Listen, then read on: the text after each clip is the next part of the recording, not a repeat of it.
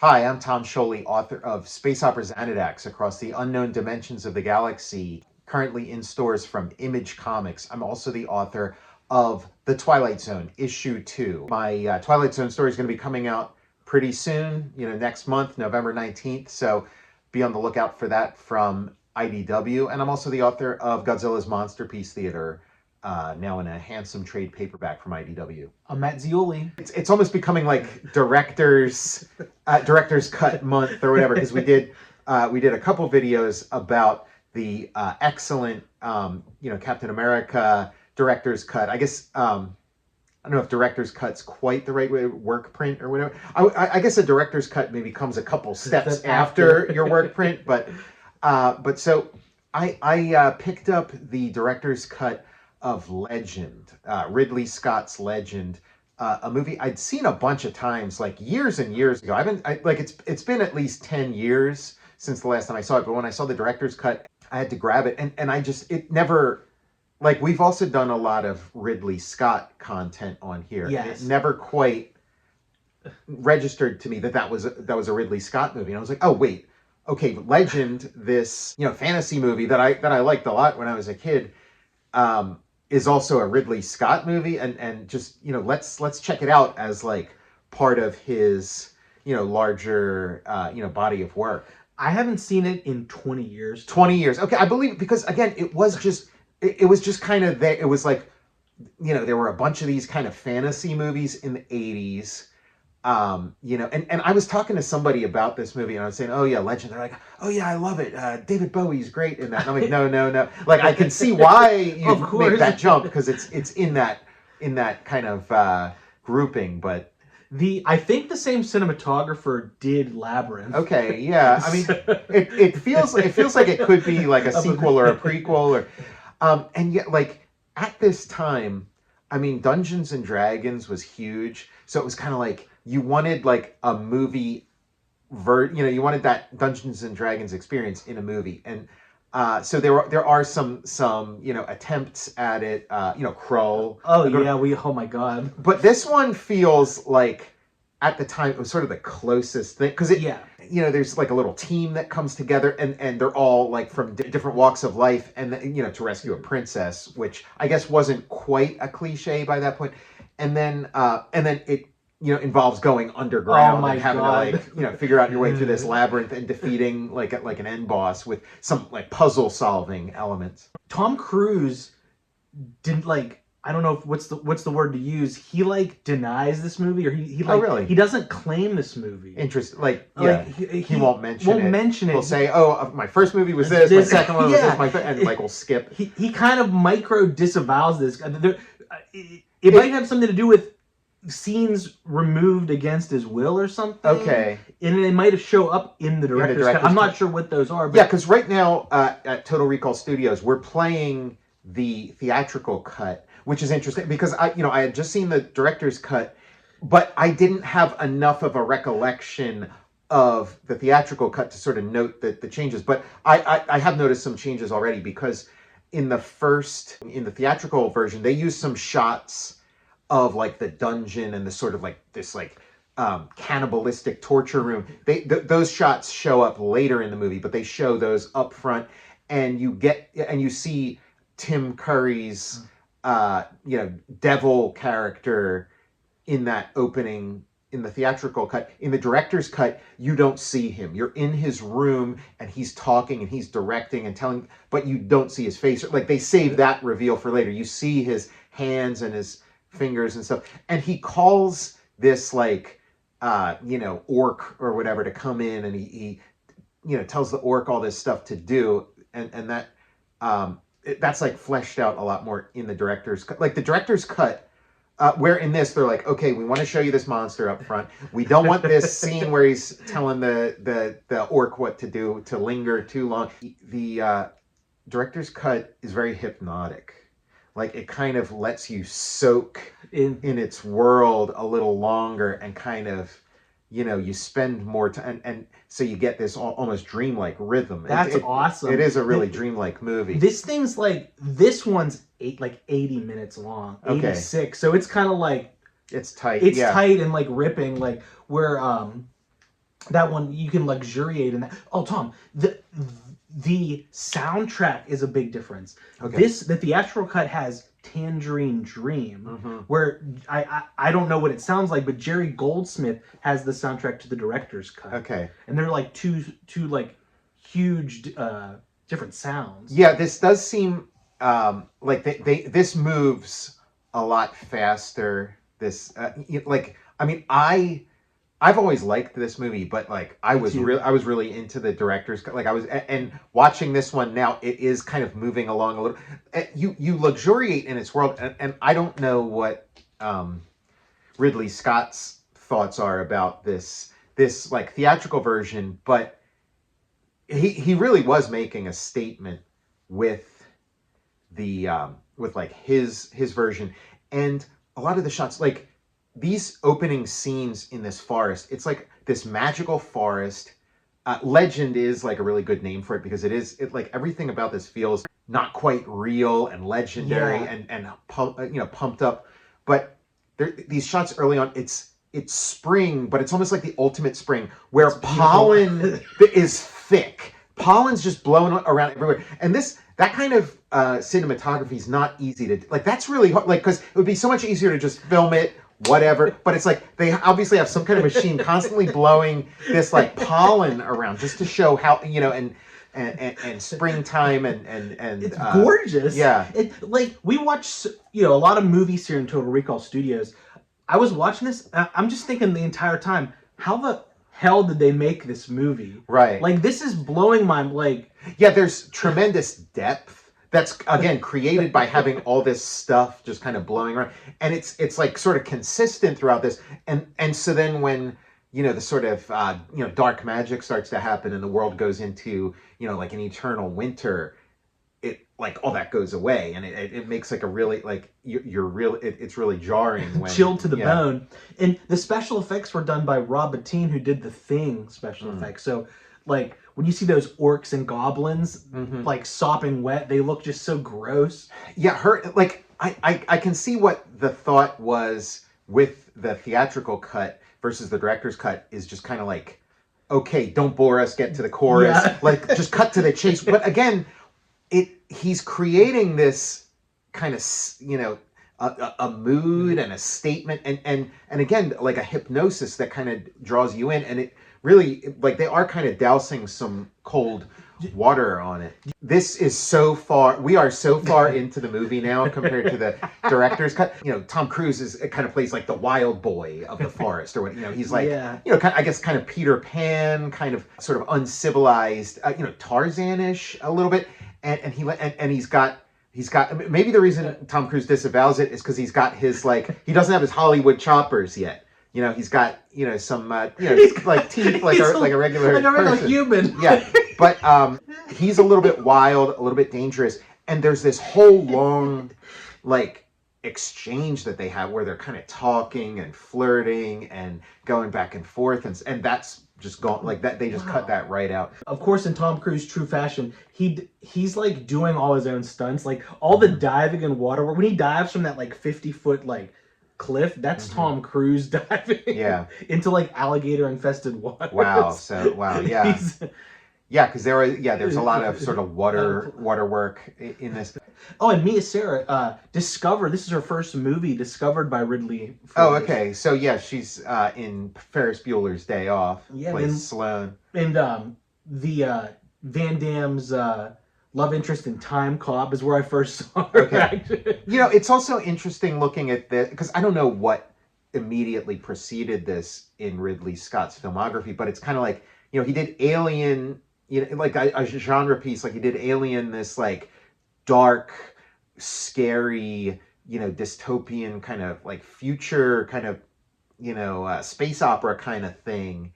And then he does this, like, again, still genre, still imagination and fantasy and stuff, but like kind of like the complete other end, like and he and kind of romantic and beautiful, but still scary, very oh my god, scary. There's some horror in it for Halloween. I was like, this is the I'm like, oh right, because like the goblins, orcs or whatever. The goblins are like kind of freaky Terrifying. looking. Tim Curry's villain is just like the Satan of your nightmares. So satanic panic scary. given full shape. And then before long, it sort of becomes like a quest, a sword quest kind of thing.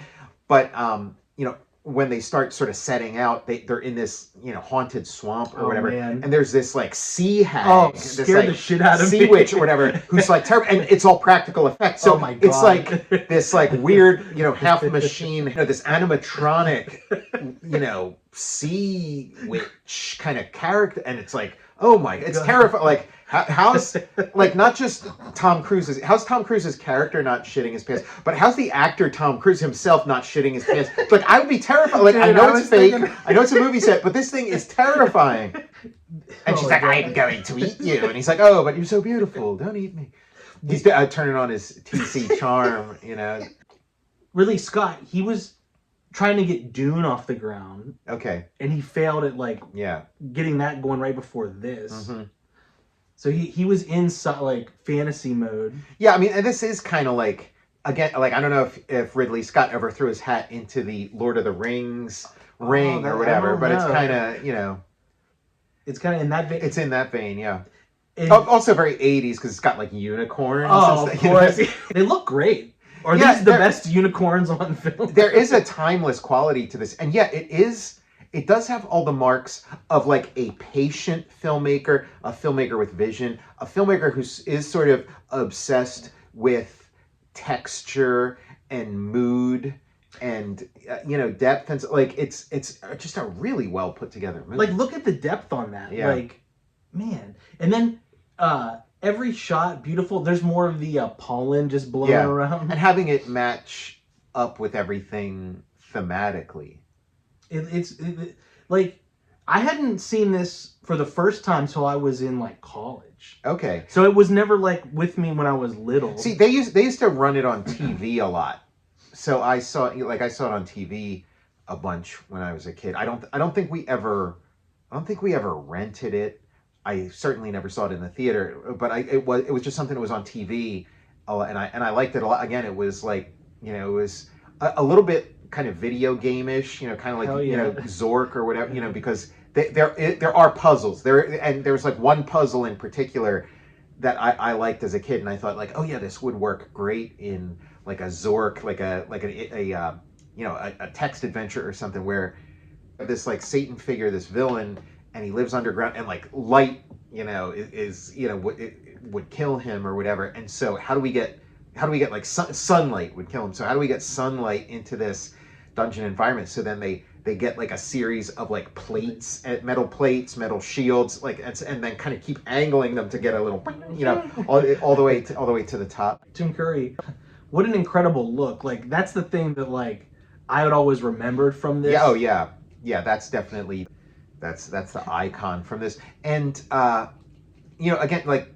Tom Cruise's character being a little bit like a Peter Pan. It's also fun watching because we're so deep into Tom Cruise's career and just his sort of life cycle. He's by any estimate, like looks amazing for his age, but he's an old man now.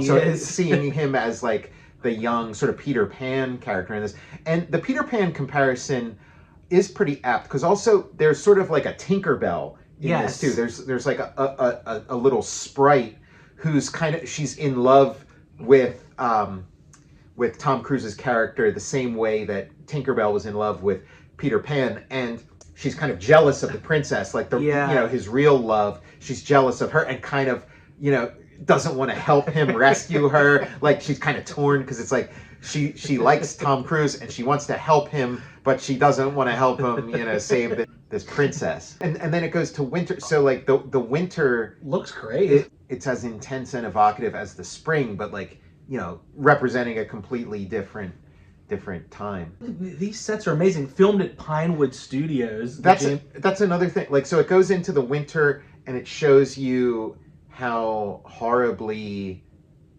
how much things have changed. But again, this house that she runs in, this cottage she runs into, you spent a lot more time there in the director's cut, and with those other, you know, the woman who lives there who like makes treats and gives her treats and stuff, you spent way more time there with her. So then when winter comes and she's frozen and stuff, you do feel it hits more. Like I really do recommend this director's cut. I don't recommend it as hard as the Albert Pyun Captain America. Like Legend wasn't that bad to begin. Like it was pretty good to begin with. But the director's cut is you know, really good and kind of makes it even better. But like that, like I've never seen anything like that Albert Pyun Captain America, where they took a movie that was pretty close to being absolute shit, and then the director's cut revealed a movie that again might be my favorite superhero movie ever. I was just telling somebody the other day, I was like, you don't understand, Red Skull does a standing spin.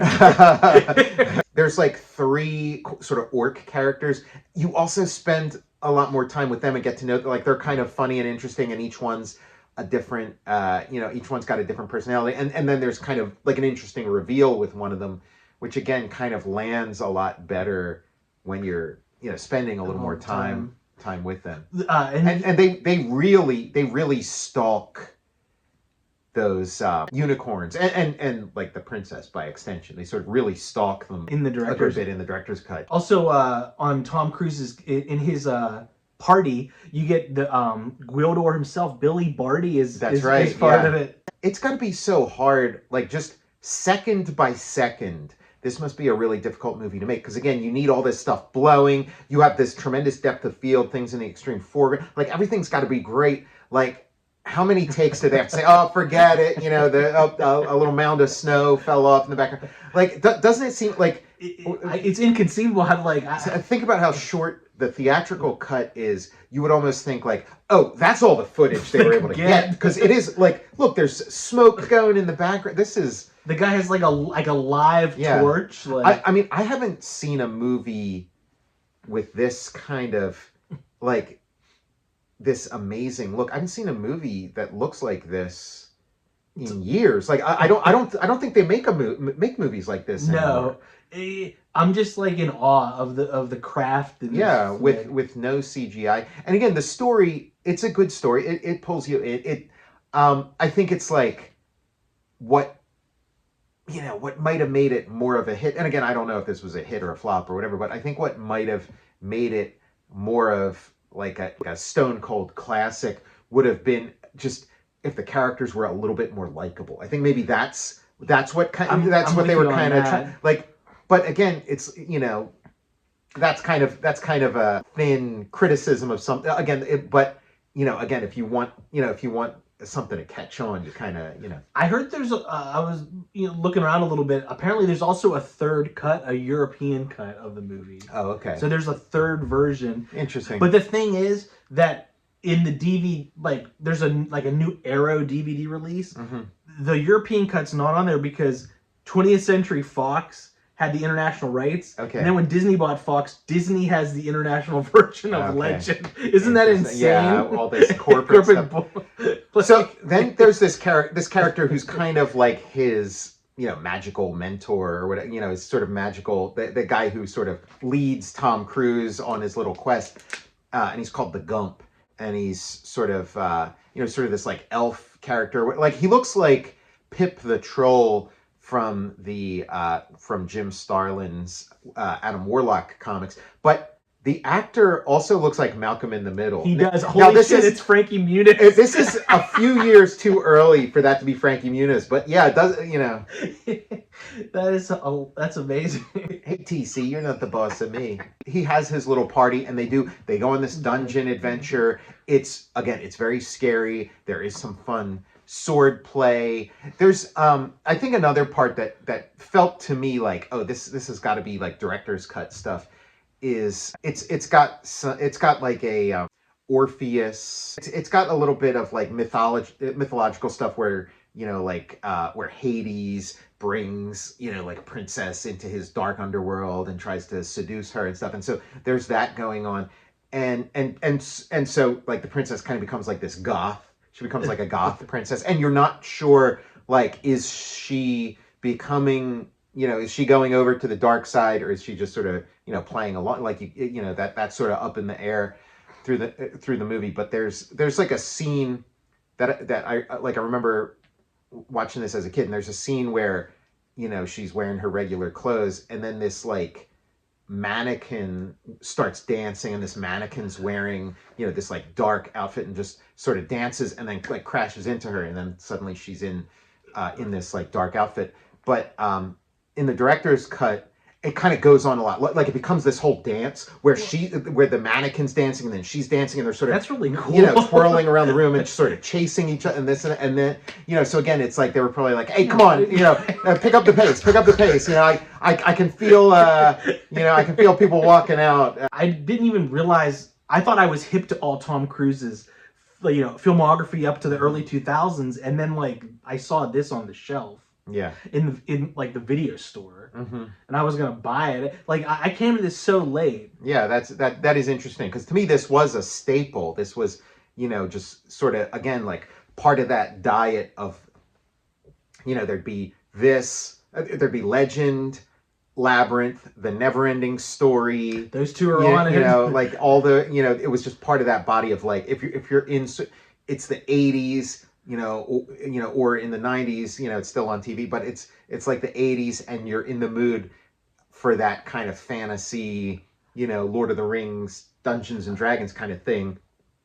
It's like one of the go-to movies. I saw Krull more than this movie. That's funny, Krull, yeah. The Glade. Wonder what it's like. Where are they now? I mean, how would you rank this? Like, because again, I always kind of took it for granted. Like I always liked it, but I kind of took it for granted. Yeah. But it is, and again, seeing it in this director's cut, it is kind of like, yeah, this is like really a phenomenal film from a master. Yeah. Doing something very different. Like it's not like he has 7 other movies like this. No. You know what I mean?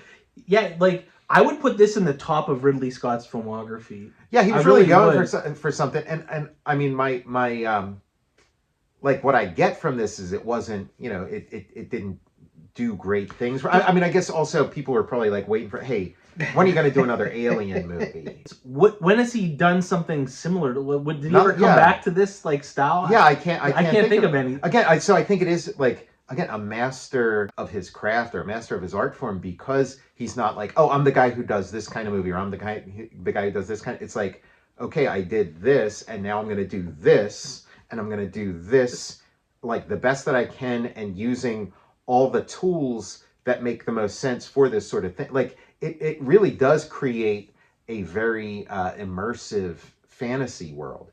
And Tom Cruise, I don't think he worked with Ridley Scott again. I don't think. Yeah. But he ended up working with his brother Tony the next year. Okay, so yeah, that's true. It's It's interesting that you mentioned Tony Scott, because that would be another movie I'd think of that has all this depth and atmosphere, would be like Tony Scott stuff, like Top Gun or whatever, where like you step into a room and there's like sunlight coming in, and there's mist, and there's smoke, and there's, dry ice, and there's, like he kind of does a version of this, but like with action. Yeah, a slick sort of modern action version of this, where this is like... Every... shots like the golden hour. Yeah, exactly. No matter what time of day it is. It's the golden hour. Yeah, he goes from brother to brother. Yeah. When I was saying about that dance, so here's the mannequin dancing with the outfit, and I just want to see if she has like a long extended dance scene with because like where they kind of chase each other around the tables, but I don't think it's in the theatrical cut. I think this freaks me out. Isn't it freaky? This is nightmare fuel. And this set is incredible. Giant fireplace. Man, this is totally a horror movie. Yeah. I guess they do dance a little bit together, but they're like they it goes into like a wide shot where they're dancing around the table and stuff. This thing's so creepy. This is like a truncated version of, because they do kind of like run pretty fast back and like kind of like a ballet almost, like around the table and stuff. And yeah, this is different. The death scene for the devil is kind of like the final scene in Aliens. Now I know, oh my god, I know there's like similar stuff going on, that's in Alien. Like I know there's some stuff with like, sucking the alien out the airlock and stuff in the original Alien, but this feels so much like the death scene with the Queen in Aliens, because there's this like, vortex that he's being sucked into, and he's like kind of grabbing onto the sides and getting, and then get like even that shot of him flipping. Yeah. So even though Ridley Scott didn't direct Aliens or whatever, like James Cameron, this predates Aliens. Yeah, so I do wonder if that was like maybe part of a treatment or something, because it does feel so close to the death scene of the alien Queen. Yeah, this movie amazing. It's so truncated compared to the director's cut. Yeah, like it cruises by, like you soak yourself in it, and it's just really great. I'm Tom Scioli, author of space opera Xanadax: Across the Unknown Dimensions of the Galaxy from Image Comics. I'm also the author of The Twilight Zone issue 2, coming in November 19th from IDW, and also from IDW, I'm the author of Godzilla's Monsterpiece Theater, now in a beautiful trade paperback edition. I'm Matt Zeoli. I can't wait till the next Ridley Scott movie. You know what he's got up his sleeve? I can't remember what he's got down the pike. It might have been a musician related movie. Okay. Like a biopic or something. So he's not doing the Springsteen No. one.